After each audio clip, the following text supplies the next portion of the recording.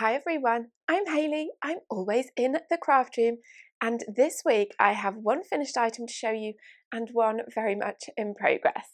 So the finished item is the Jali polo dress that I've been working on for a couple of weeks now. I am really pleased with it. We had some trials getting there, but I won't go into all the details of the buttonhole disaster because I did make a full vlog all about the process. So you can go and watch that if you're interested in hearing all the details. Once I had finished with that, with the machine still threaded green, I got to work on my next project, which is actually oddly similar.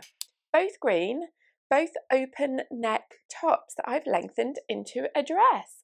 I'm talking about the French Navy Roscoe sweater, which I've lengthened to become a dress. Not that you could tell right now because I've only got the back piece attached. This is the progress I've made so far, and I've got to say, gosh, this has been so enjoyable to sew. The fabric is a minky back knit, and it's really warm and cozy, and I was nervous about how it would sew up, but actually it's been delightful. I've done the construction on my overlocker, but I have been top stitching every seam, which is listed in the instructions as optional, but I just thought in such a plain fabric that would add some nice interest. I also did do these front panels, so hopefully you can see that there's a line of stitching there. This comes as two pieces in the pattern, and you will see in the illustration on the pattern envelope that they use it for colour blocking. On my very first version, which was this one, I omitted that by just joining these two pieces because there's no shaping at all along that seam. It is just for interest. And because these polka dots make their own pattern, I thought that would look bad if I had a join there where the dots didn't line up exactly. So I just butted those two together, overlapping by the seam allowance, and cut them as one on that version. On this one, I did it in two.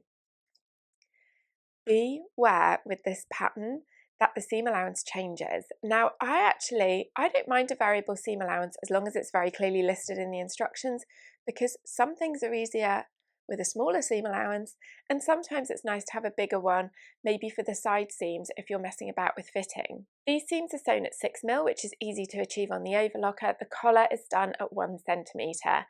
And you will see I've got the zip in. I managed to do all of this in one sitting, which is kind of crazy to me when I consider how long it took me to make this basically simple t-shirt dress. I mean, I suppose it's a bit more involved with the collar and everything, but this took me about 2 weeks all in, because usually I do get to sew in quite short little bursts. I do 10 minutes here, half an hour there.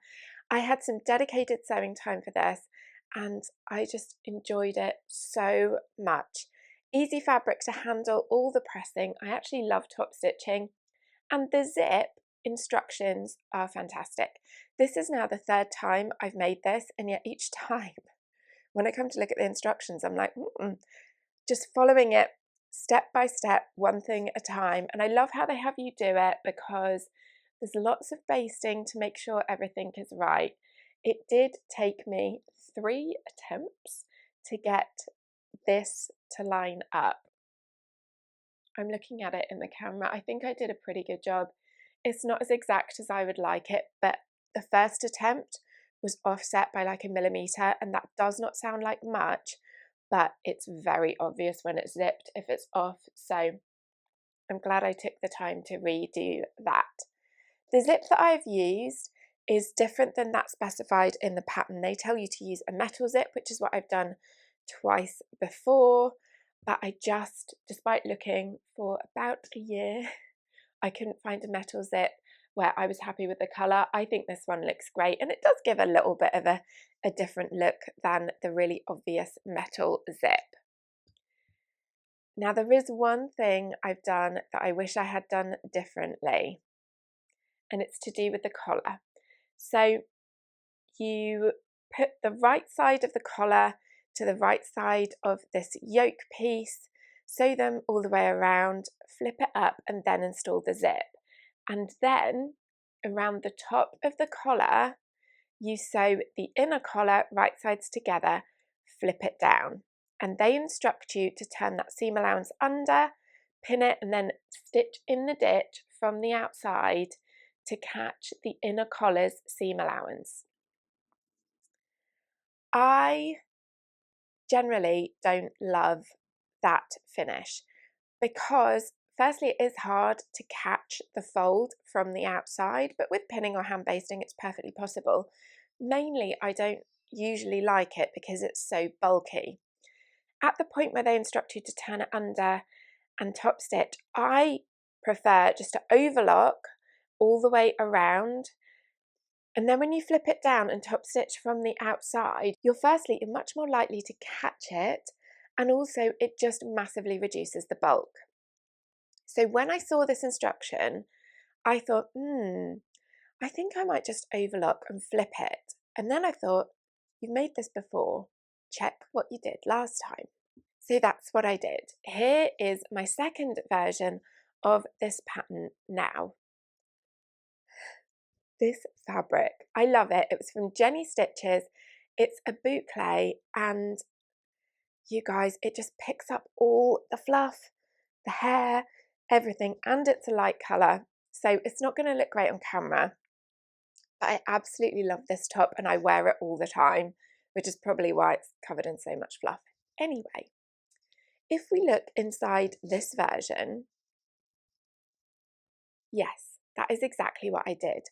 I overlocked it, I flipped it down, and I stitched in the ditch from the outside, and I think that looks nice. So that's what I did on this version, and I don't think it looks nice, and I'm gonna show you why. I hope you can see.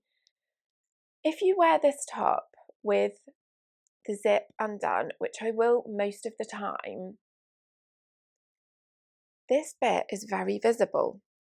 Now, what I hadn't taken into account was that this boucle is chunky, it's bobbly, it's all textured, and so you don't notice it from the outside, but on this you can see it really clearly, and I don't like it at all.